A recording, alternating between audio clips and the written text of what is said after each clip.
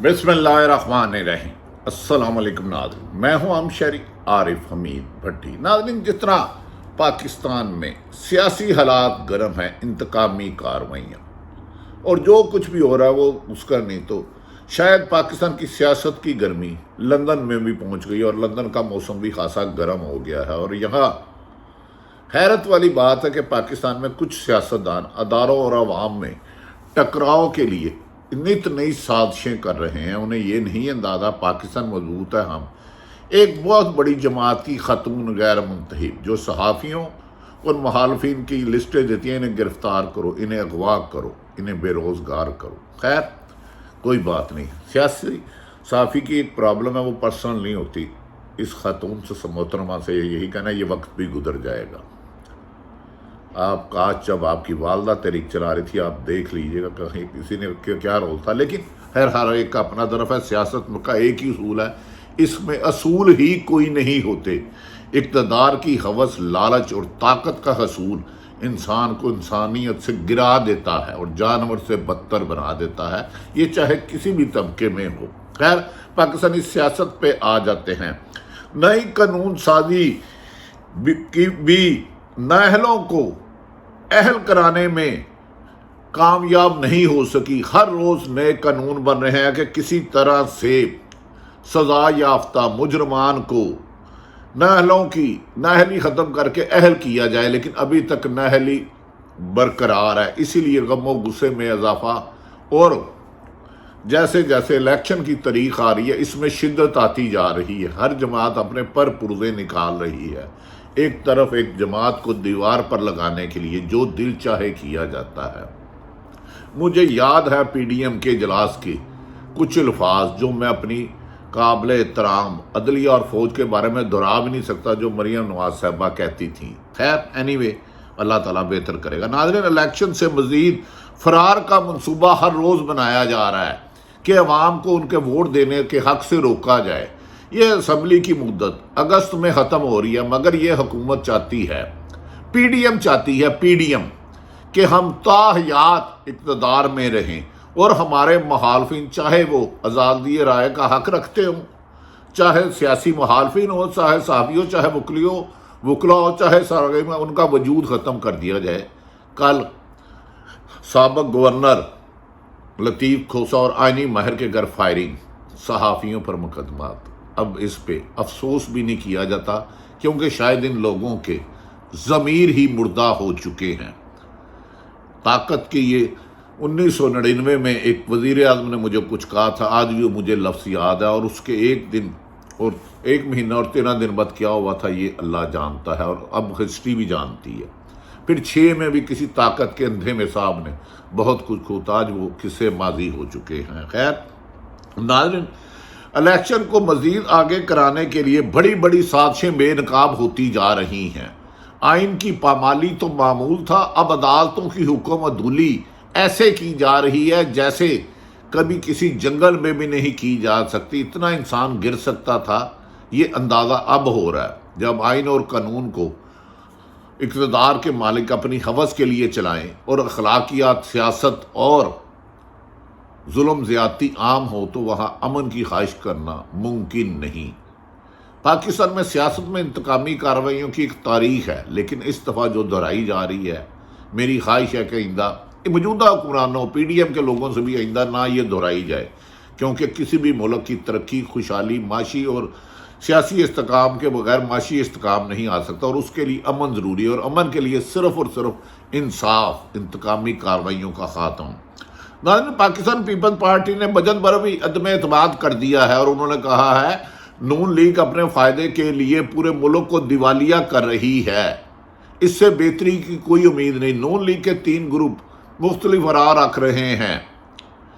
نواز شریف کو نااہلی کو ختم کرنے کے لیے نت نئی قانون سازی، لیکن رزلٹ 0۔ لیکن یہ کہتے ہیں الیکشن تب ہوں گے جب نااہلی ختم ہوگی، جبکہ دوسری طرف آصف علی زرداری کہتے ہیں کہ الیکشن تب ہوں گے۔ میں کہوں گا دوسری طرف پی ٹی آئی کو جتنا دبایا جا رہا ہے، عوامی مقبولیت میں اتنا ہی اضافہ ہوتا جا رہا ہے۔ ناظرین، بجٹ اور بحث اور آنے والے الیکشن پر لگتا ہے حکومتی اتحاد بھی اب آخری دن آ گئے ہیں۔ آخری دموں پر آ گیا اور کھل کے اختلافات ہونے لگ پڑے ہیں۔ اب جنگ یہ ہو رہی ہے کہ الیکشن کب کرانے ہیں اور اگلی باری کس نے لینی ہے۔ اس میں عوام کی ووٹوں کی گنتی کو مائنس کر دیا گیا ہے۔ پاکستان پر چند دنوں سے سمندری طوفان کے گہرے بادل منڈلا رہے تھے، ہر طرف خوف تھا، لیکن اللہ کی کرم سے وہ خوف تو ٹل گیا۔ کراچی سمیت سندھ کے ساحلی پٹی سے زیادہ متاثرین نہیں ہوئے اور اللہ تعالیٰ نے بچا لیا۔ لیکن بدقسمتی دیکھیں کہ وہ طوفان تو بچ گیا، لیکن سیاست کے افق پر جو طوفان 14 ماہ پہلے 2022 میں برپا ہوا تھا، وہ ٹلنے کا نام ہی نہیں لے رہا۔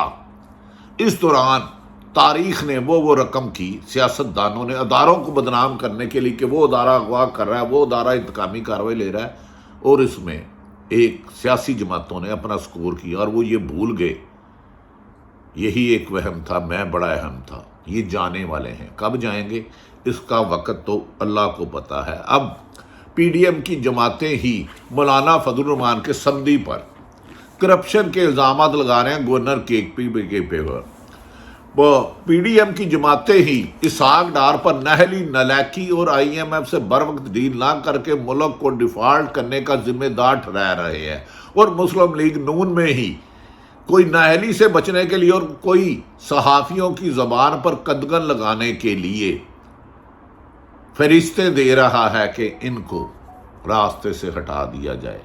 جبکہ جانب میری اپنی رائے ہے، صحافی کو جج سے زیادہ غیر جانبدار ہونا چاہیے، لیکن آپ ظلم آزمائیں، ہم حق گوئی کا چاہت نہیں چھوڑیں گے۔ اللہ تعالیٰ جو بھی حق پہ ہے وہ کسی بھی پروفیشن میں ان کو کرے۔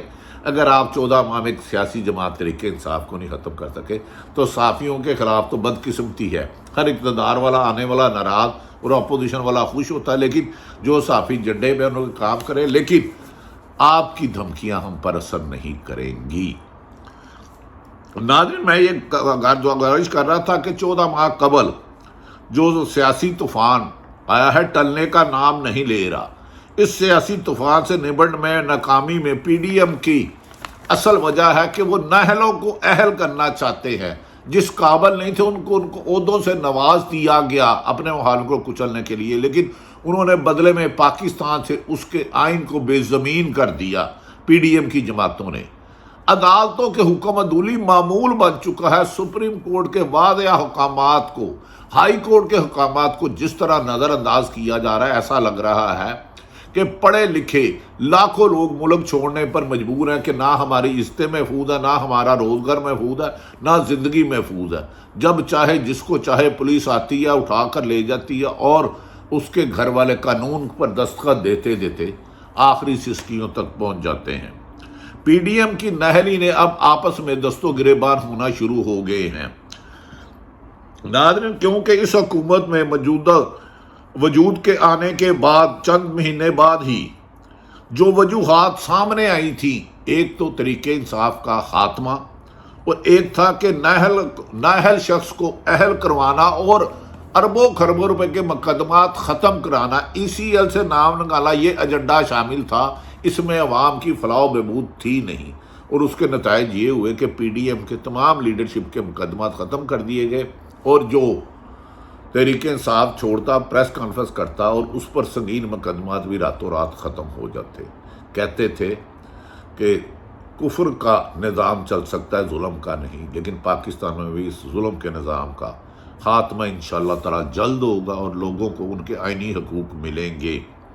ناظرین، یہ کہنا بھی غلط نہ ہوگا کہ سیاست کا ایک نااہل ایڑی چوٹی کا زور لگا چکا ہے رہا ہے، اور اس کو اس کی طرح بھی اہل قرار دیا جائے، لیکن اس کے باوجود ریاستی جبر تشدد بھی اس کی کامیابی نہیں ہو رہی۔ ابھی اسی مقصد کے لیے اداروں کی بے توقیری معمول بن چکا ہے، یعنی کہ آئین نے جو کہا 90 دن میں الیکشن وہ نہیں کرائے، سپریم کورٹ نے کہا کہ 14 مئی کو الیکشن کرائے نہیں کرائے، جس ملک میں سپریم کورٹ کی عدالت کا حکم نہ مانا جائے اور اس سے اوپر اللہ کی ہے، اس ملک میں عام شہریوں کے ساتھ کتنے ظلم و ستم ہوں گے، یہ بات تشویشناک ہے، اور یہ ہمارے ملک کے اداروں کو سوچنا ہوگا، حکومتیں پی ڈی ایم کی ہو یا تحریک انصاف کی، پیپلز پارٹی کی ہو یا نون لیگ کی، جنیجو کی ہو یا کسی، یہ آتی جاتی رہتی ہیں، ملک سلامت رہنا چاہیے، ملک میں رول آف لا رہنا چاہیے، کام رہنا چاہیے۔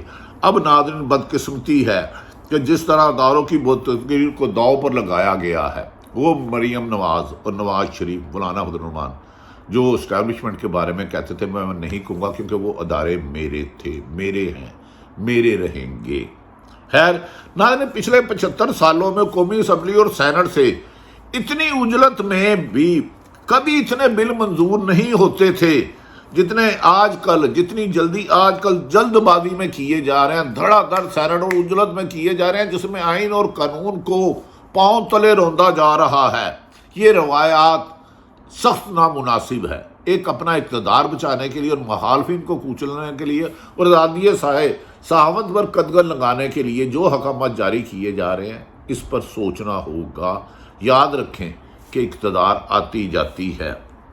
ناظرین، جتنے بھی قانون منظور ہو رہے ہیں، اس مرحلے میں پہلا ایک ہی مقصد ہے کہ کسی طرح سے الیکشن سے فرار کیا جائے، اگست میں ختم ہونے والی اسمبلیوں کو الیکشن نہ کرایا جائے، بے ضمیر لوگوں کو پیسے کے خرید و فروخت پر ایک نگران حکومت کو غیر آئینی طریقے سے لگایا جائے، تو بہتر تھا یہ 1973 کا آئین ہی نہ بناتے۔ اگر سارا کا مقصد اور قانون سازی کا مقصد یہ ہے کہ کسی طریقے سے الیکشن سے فرار ہونا ہے اور اقتدار سے چمٹے رہنا ہے اور اقتدار کا بھی نجائز فائدہ اٹھانا ہے، تو ملک میں انتشار اور نفرت اور غصے کی بڑھتی ہوئی وجوہات کو ختم کرنا ہوگا۔